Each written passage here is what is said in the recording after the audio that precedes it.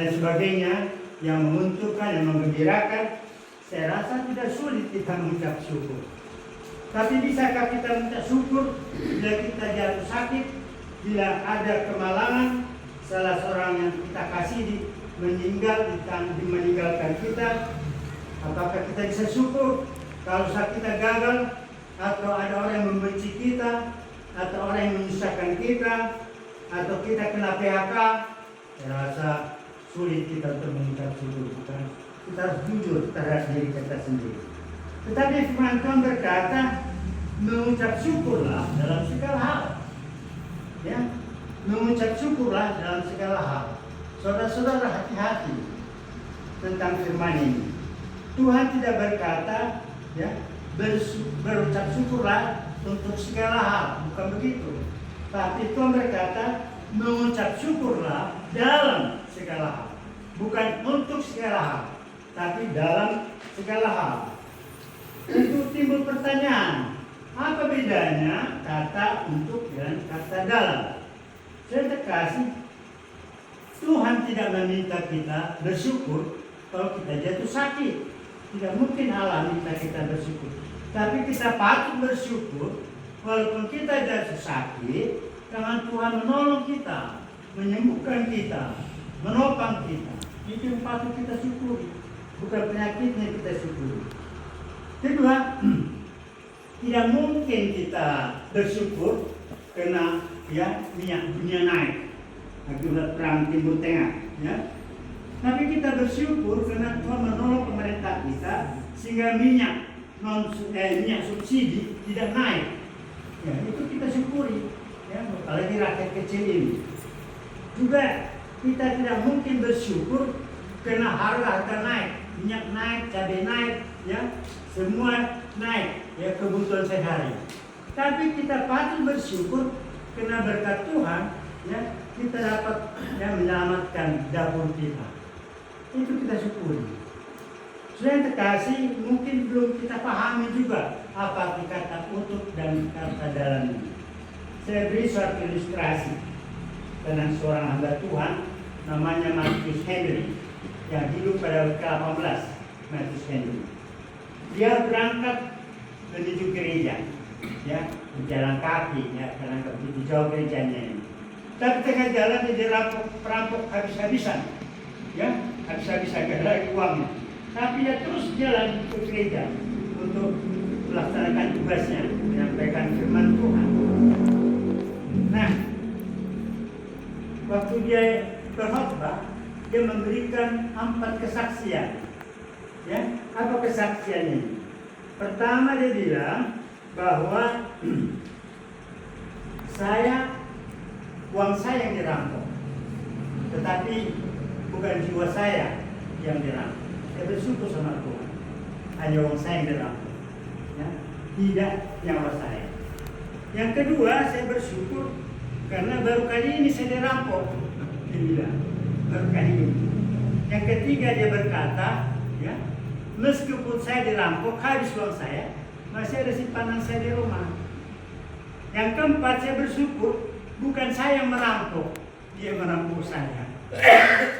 Nampaknya, ya. Tetapi kalau saya bukan kebodohan, ada jiwa yang luar biasa di situ, mental yang luar biasa. Dia bisa melihat hal yang positif di tengah-tengah situasi yang sulit dan yang tidak, ya, kondisi. Itu. Ini hebatnya orang ini. Dan dia bisa melihat tangan Tuhan yang bekerja, walaupun banyak tangan setan menggoda, mengancam dia. Dan disitulah kita melihat bagaimana dia menilai sesuatu dari segi positif. Saya terkasih, ya, itulah salah satu contoh bersyukur dalam segala hal. Nah, kita pendeta emeritus patut kita meniru, ya, Marcus Henry. Dari mana kita bisa berkata meniru? Ya, walaupun rekan pendeta yang masih aktif tidak mau tahu dengan kita, tidak peduli dengan kita, tapi Tuhan Yesus tetap peduli, ya, terhadap nasib kita. Dia tidak buta, dia tidak tuli, dia mendengar keluh kesah kita, para pendeta emeritus. Ya. Nah, walaupun pimpin sinode memberi kita hanya 350.000 setiap bulan, ya. Tapi karena berkat Tuhan, ya, kita masih hidup sampai sekarang. Coba hitunglah secara matematika, bisa nggak ini 350 menghidupi kita, ya, nah, istri kita, apalagi kalau masih ada anak kita, tapi kita masih bisa hidup. Walaupun jemaat tidak mau tahu dengan nasib kita, karena bukan pendetanya lagi, sudah cuek sama kita, tapi Tuhan tidak pernah cuek dengan kita. Dia, ya, kita sangat berharga, ya, di mata Tuhan. Kita sangat berharga, ya. Nah, kita milik kesayangan Tuhan.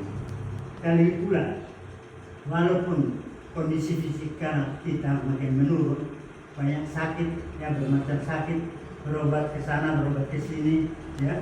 Tapi kita bersyukur karena berkat pertolongan Tuhan kita masih, ya, mampu, ya, menjalani hari-hari kita.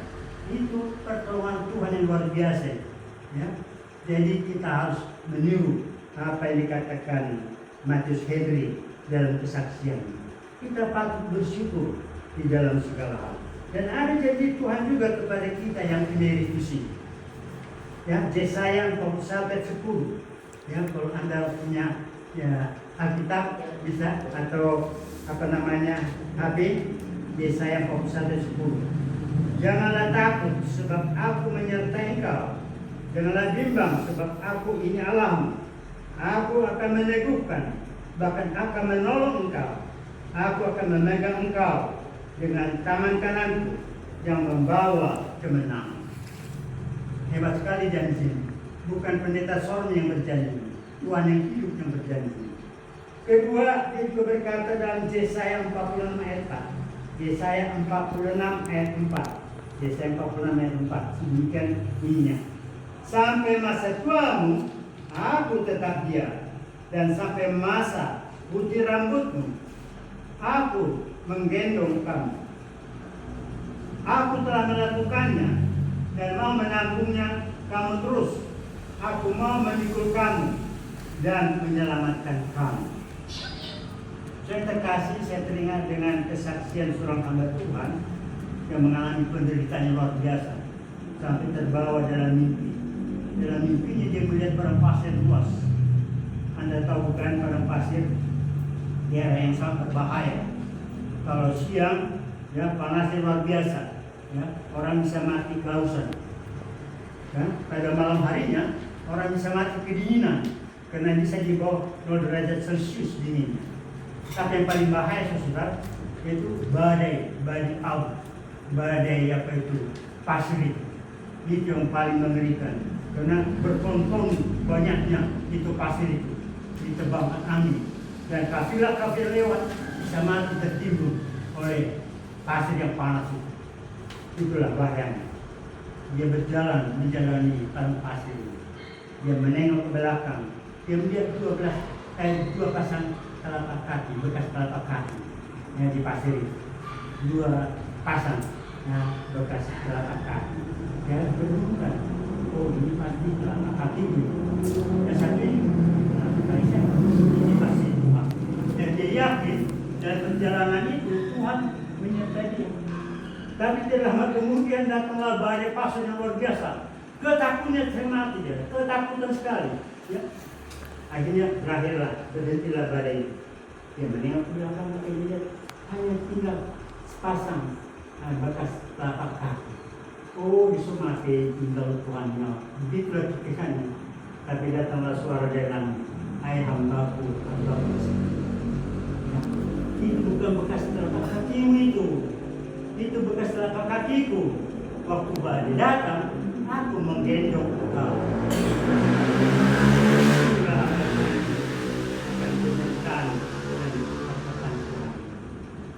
Kadang timbul pertanyaan sesudah, ya. Bersyukur dalam segala hal, ya. Ngomong sih gampang, ya. Tapi bagaimana caranya kita bisa bersyukur dalam segala hal? Kita akuilah kelemahan kita, kekurangan kita. Tapi kita diminta Tuhan bersyukur dalam segala hal. Dan itu timbul pertanyaan, bagaimana caranya? Ada 2 caranya supaya kita bersyukur dalam segala hal. Yang pertama, kita harus mengenal siapa diri kita. Itu kan. Kita harus mengenal siapa diri kita. banyak orang tidak kenal dirinya sendiri. Ya, ya, ada itu nggak kenal dirinya sendiri. Kita harus kenal siapa kita. Anda tentu ingat bukan, apalagi kita yang hamba Tuhan yang sering mengutarakan ini, bahwa kita itu adalah ciptaan Tuhan. Allah membuat kita dari debu tanah, dari tanah liat. Jadi tidak lebih kita dari patung tanah liat, atau seperti patungnya orang Bali itu, ukiran Bali.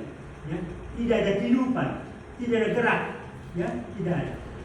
Tapi Allah ngasih, dihembuskannya lah nafas hidup, nefes Yahweh dalam bahasa Ibrani-nya, ya. Nafas hidup. Jadi kita menjadi makhluk hidup. Apa artinya itu firman itu? Mengatakan kita tidak bisa hidup sendiri. Kita harus hidup dengan Tuhan. Kalau kita pisah dari Tuhan, kita mati. Karena kita hidup dari nafas Tuhan. Waktu saya pendeta di Palembang, ini kesaksian, ada jemaat saya itu bukannya miskin, anggota Pusdil lagi, ya, dan punya perumahan, berarti jabatannya tinggi. Ya. Istrinya bendahara jemaat kita. Berbulan-bulan, bertahun-tahun tak pernah ke gereja. Jadi saya sebagai gembala wajiblah mengunjunginya, kan? Saya datangin ke rumahnya. Ya. Dia ada di rumah itu, tapi nggak mau keluar dia. Ya, ya, lama saya tunggu keluar. Rupanya dia keluar dari itu belakang. Ya, kata istrinya, anak pola pemain mamang, jangan lo di mana, haji pertama. Bahasa, karena dia sudah berjanji hanya 2 kali di 1 tahun, ya, bertemu dengan Tuhan. Kapan? Waktu Natal tahun baru. Juga ada surat, juga ada dokter ini, ya, oleh 2 hari mau hubungannya wajib. Kita terbaru mau nasi atau sendiri, ya, kan itu kesombongan, itu pangkuan. Yang merasa bisa hidup tanpa Tuhan, hanya Natal tahun baru aja dia. Jadi kalau kita sombong, kita itu hidup karena Tuhan. Tanpa Tuhan, apalagi kita meritusi. Kita bisa meritus, kita bersyukur bukan karena kepandaian kita, bukan karena, ya, kekuatan kita atau uang kita, enggak. Hanya karena kasih Tuhan lah. Maka kita bisa melewati, ya, masa pensiun ini dengan aman dan tenang. Itulah. Jadi kita harus kenal siapa kita. Kita hidup, ya, harus bersama Tuhan. Tanpa Tuhan, hidup kita tidak ada arti apa-apa sama sekali. Tentu saja Allah itu baik. Walaupun kita tidak mau tahu dengan Tuhan, Tuhan masih menunjukkan berkat-Nya kepada kita.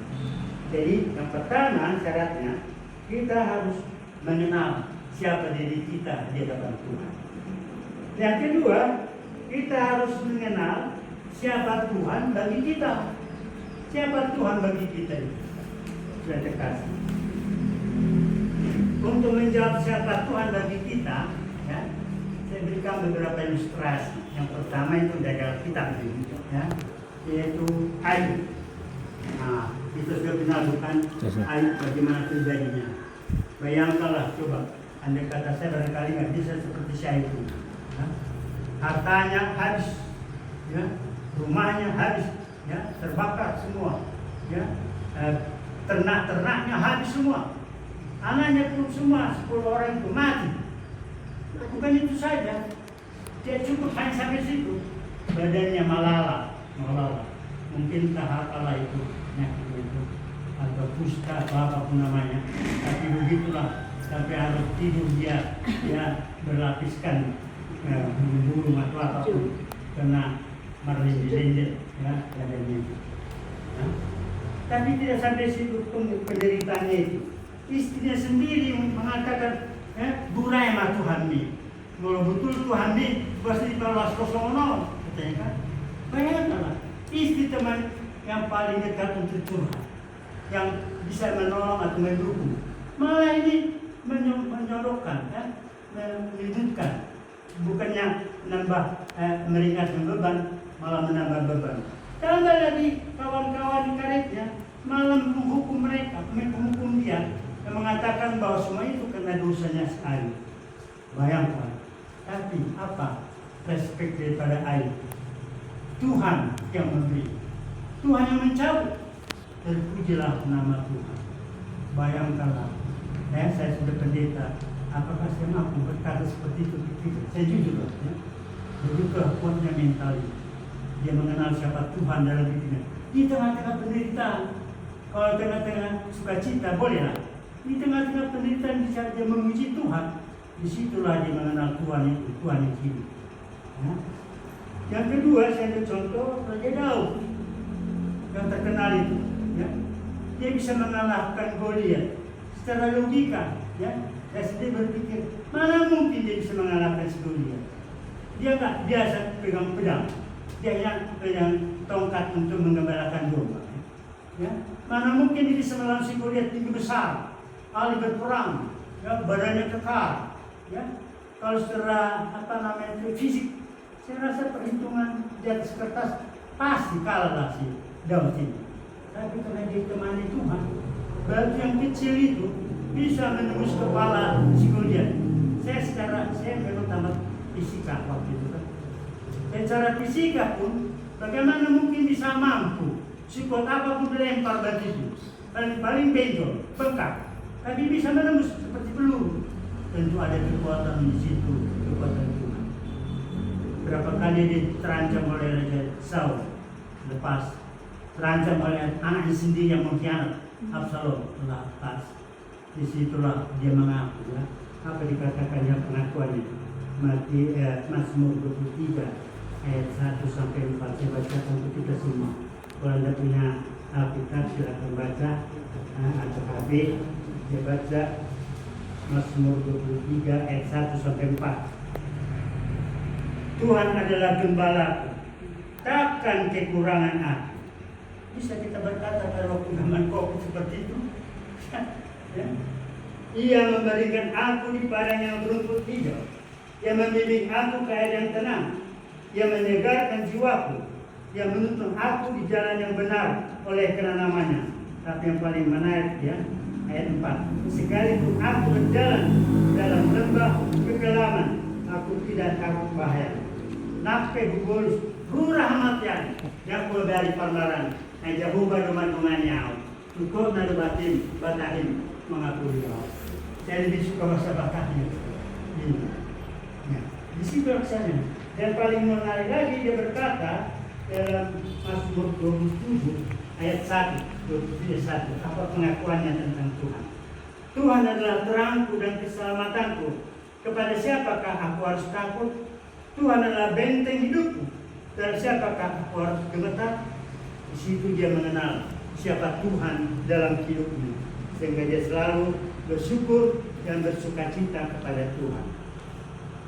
Dan yang berikutnya adalah saya pribadi. Saya bukan mau menonjolkan diri, tapi saya mengatakan bagaimana saya bisa mengenal Tuhan. Bukan karena saya pendeta, bukan karena saya sekolah teologi. Saya mengenal Tuhan melalui pengalaman hidup. Barangkali kawan-kawan pendeta yang aktif waktu itu masih ingat rapat pendeta di Batam, di mana waktu itu ada 2 bus otoriter Batam yang kita pinjam untuk mengunjungi kepada pemukiman orang Vietnam, ya, manusia-manusia perahu. Jadi dua mobil ada melewati jembatan yang panjang sekali. Di mobil yang pertama, bus yang pertama itu, busnya ini besar ini. Diduduki Bishop menurun waktu itu, masih juga, dan juga SP Gagani. Selamat sampai ke tujuan. Kami yang nomor 2, ya, menjelang pangkal jembatan ini pecah ban depan. Kalau Anda tahu kan fisika, kalau ban depan mobil pecah itu berbalik itu. Bayangkanlah di jembatan ini jurang dalam laut lepas. Tapi anehnya mobil ini tidak berguling, malah bergerak, berdiri dia. Di situ saya datang Tuhan luar biasa menolong. Kalau kan ternyata tak tahu, dia nggak tahu, itu dianggap sepele. Kalau saya melihat itu suatu kehidupan yang luar biasa. Saya sudah sampai menjerit waktu itu tadi, sampai berkeping-keping itu, itu bannya itu. Rupanya bannya itu sudah tua, ya itu. Saya menjerit takut. Terus saya bayangkan mati lama. Berdiri. Oh, luar biasa begitu. Gitu. Yang kedua, itu aja saya lupakan ini. Ini tahun 2023. Waktu saya diminta pendalusi membantu berjalan kurus. Yang kurus itu jalan begini nih. Nah, rupanya karena saya sudah lemah kondisi, ya, terjadi serangan jantung. Tapi saya nggak sempat pingsan, hanya lemas, gemetar itu aja. Masih juga saya jalan dari gereja ke depan untuk ambil grab. Sampai ke rumah masih, ya, hanya lemas. Tapi datanglah guru Nani kan, dia dong, Bang, kita pergi ke rumah sakit aja. Dia pikir kalau tangan semakin parah, dia minta dibawa ke rumah sakit. Diperiksa lah, ya, 3 hari, sudah 85% penyembuhan. Tidak bisa diobati, tidak bisa diri, karena sudah rapuh pembuluh darah, satu-satunya jalan harus operasi. Di situ saya berdoa, Tuhan umur saya sudah 75 sekarang. Kalau Tuhan panggil saya bersedia. Hanya, ya sudah 75 tahun Tuhan menyertai saya, menolong saya, memberkati saya. Saya berterima kasih Tuhan. Tapi kalau masih manusia bertimbang hidup, belum mau saya. Nah, akhirnya dibawa ke kaki Jakarta, ada di Perlumbasa bulan. Nah, di operasi, ya kan dibius kan. Saya berdua sendiri Tuhan. Mulai corona mau mati Tuhan, berani Tuhan. Kalau yang mau dia bertimbang hidup Tuhan, berdua menanggung selesai. Lancar operasi, 5 jam. Saya ingat dokter yang membedah saya itu Bagus Herlambang. Tidak ada masalah, lancar sendiri. Disitulah ya, saya mengagumi Tuhan itu memang penolong, ya, inti pertama itu. Jadi kalau saya kebaktian kadang saya